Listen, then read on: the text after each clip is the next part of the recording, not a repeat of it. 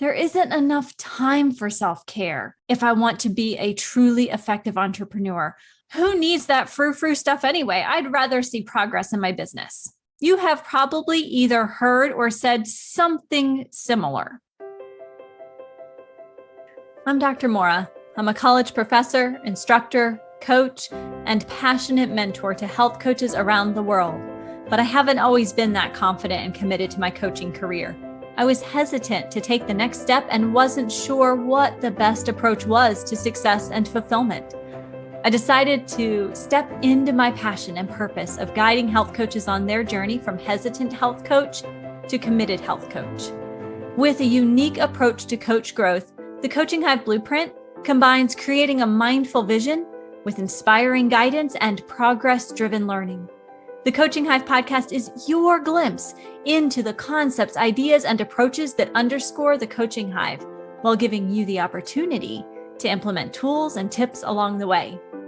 Are you ready to dive into today's podcast? Then let's go. And remember that this podcast is family friendly, so go ahead and play it through your speakers. Welcome to a new month with the Coaching Hive podcast. Here we are. It is September, and I am ready for the fall months. Now, here in South Carolina, we are not going to have fall weather for probably another 2 months. Easy. But my brain is already getting there, and I'm already thinking about how I want to settle into the fall months and really take care of myself as we move into these shorter days where self-care really seems to be a little bit trickier sometimes. It gets darker earlier. We start to snuggle in. We get on the couch a little bit more as we say goodbye to the summer weather. And so September is going to be all about self-care.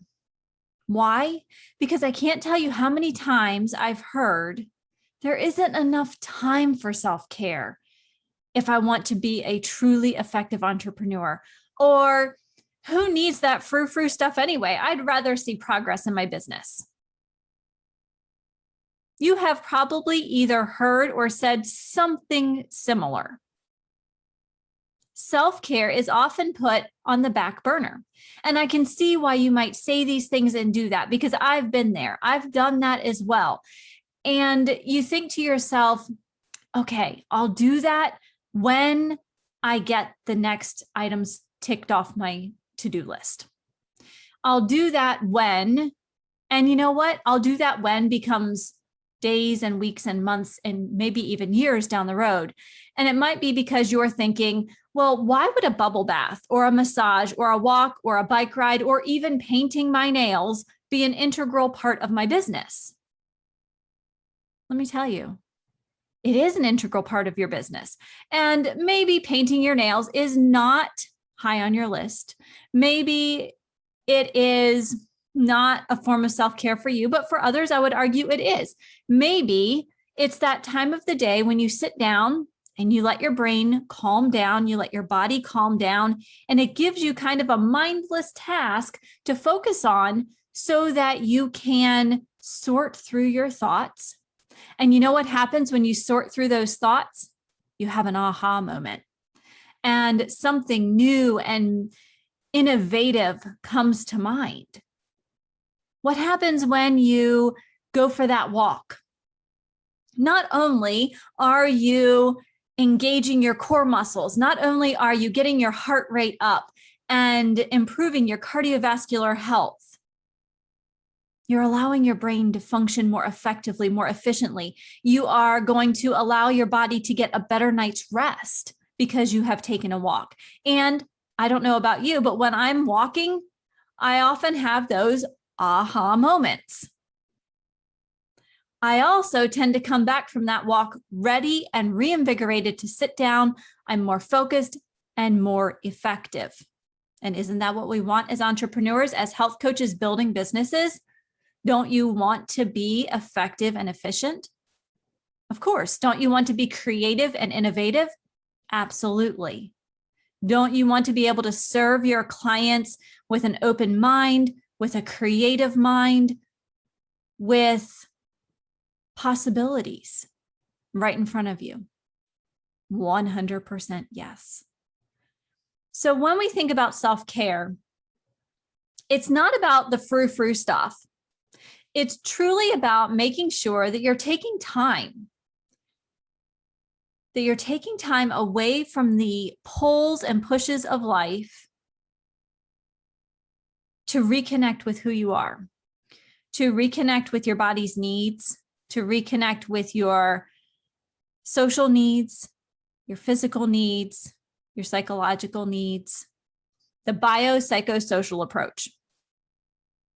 And when we do that, when we are integrating that into our self-care, then it's not frou-frou or woo-woo.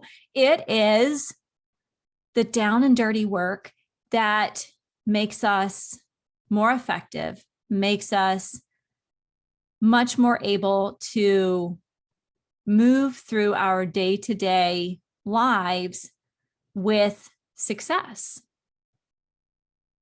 So September is all about self-care. I have seen recently, especially in the last 2 years or so, many people adopting new forms of self-care. I'm enrolled in a course right now. It's 15 weeks, all about yoga for stress relief. And in that course, we're talking about how to use yoga to reground ourselves, to recenter ourselves, and to use it as a way to be more effective. So how are you this week going to integrate self-care into your daily or weekly routine? What might this look like? It might mean taking a 10-minute walk in the morning, a 10-minute walk at lunch, and a 10-minute walk after dinner. Guess what? You've had 30 minutes of activity if you do that. But you haven't had to carve out 30 minutes in a big chunk. What if it means sitting somewhere comfortable, nice and quiet, and focusing on your breath in and out?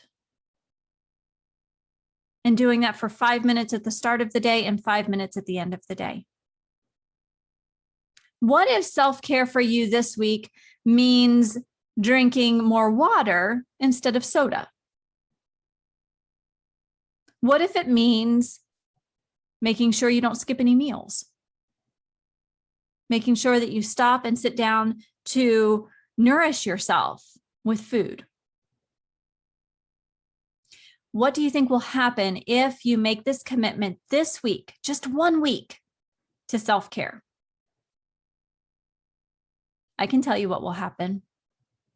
I bet you start to sleep better. I bet you start to solve some of those problems that have been on your plate that you haven't quite figured out the answer to. I bet you find those solutions. I bet that when you take time for self-care, you show up more authentically for your clients, for your family, for your friends. So is it about the bubble bath? Is it about the massage, the walk, the bike ride, painting your nails? No, it really isn't. But it is about being intentional and not just running every single moment of the day. In the United States in particular, we have a mindset of go, go, go.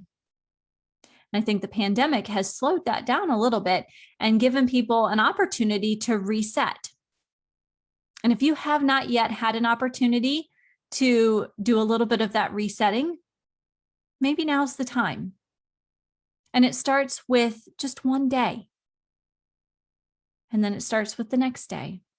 And we take it one day at a time, incorporating that self-care. It doesn't have to be big, doesn't have to cost anything, but it does have to happen. So as an entrepreneur, as a health coach, how are you going to show up for your business this week by committing yourself to daily self-care?